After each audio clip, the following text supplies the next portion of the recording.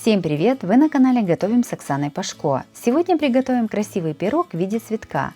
Таким пирогом точно можно удивить и порадовать близких и гостей. Готовится он несложно, и в этом видео я покажу, как это сделать. Подписывайтесь на мой канал и узнавайте еще больше вкусных и простых рецептов. Сначала приготовим начинку. В мисочку насыпаем 4 столовых ложки сахара и 1 столовую ложку молотой корицы. Все перемешиваем.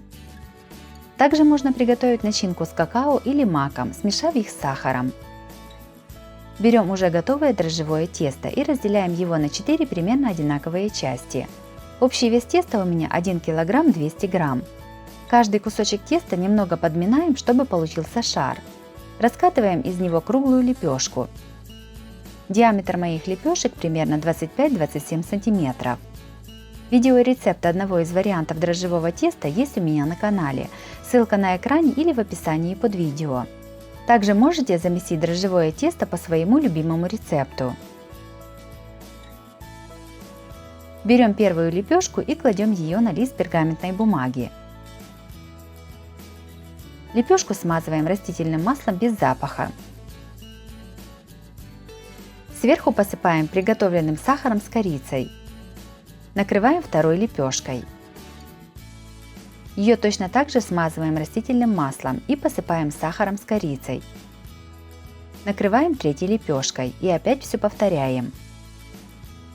Вместо растительного масла можно использовать размягченное сливочное масло. Накрываем последней, четвертой лепешкой. Ее смазывать ничем не нужно. Ножом размечаем пирог на 8 одинаковых частей. Разрезаем пирог до самого низа, не разрезая край. Чтобы нож не прилипал к тесту, каждый раз макаем его в муку. Для удобства пирог поворачиваем вместе с пергаментом. Так разрезаем все части.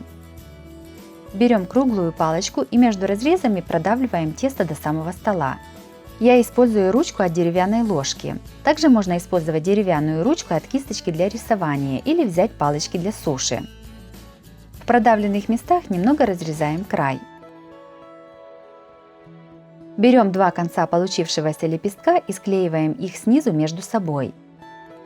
Место, где склеили, подворачиваем под низ. Таким методом формируем и выворачиваем все лепестки. Также у меня на канале есть и другие рецепты сладких пирогов. Смотрите их по ссылке на экране или в описании под видео. Пирог перекладываем на противень. Чтобы места с надрезами еще больше разошлись, опять проходимся палочкой между ними, при этом хорошо вдавливая ее до самого низа. Пирог накрываем чистым сухим полотенцем и оставляем для расстойки на 15-20 минут. Пирог уже подошел. Ставим его в духовку, разогретую до 180 градусов, выпекаем примерно 30 минут. Готовность проверяем деревянной палочкой. В конце выпечки, если пирог сильно подрумянился сверху, но еще недостаточно испекся внутри, накрываем его пергаментной бумагой. Снижаем температуру в духовке до 160-170 градусов и печем еще 5-10 минут.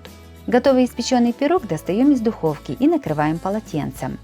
Оставляем его отдохнуть в таком виде на 15 минут.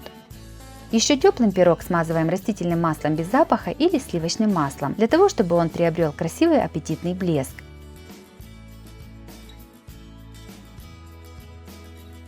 Пирог в виде цветка получился очень красивым, ароматным и вкусным.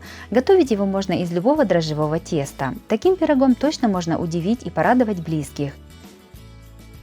Если вам понравился вариант формовки такого пирога, то обязательно ставьте лайки, пишите комментарии. Подписывайтесь на мой канал, чтобы не пропустить новые видео, они выходят каждый день. С вами была Оксана Пашко. Готовьте вкусно, готовьте с удовольствием.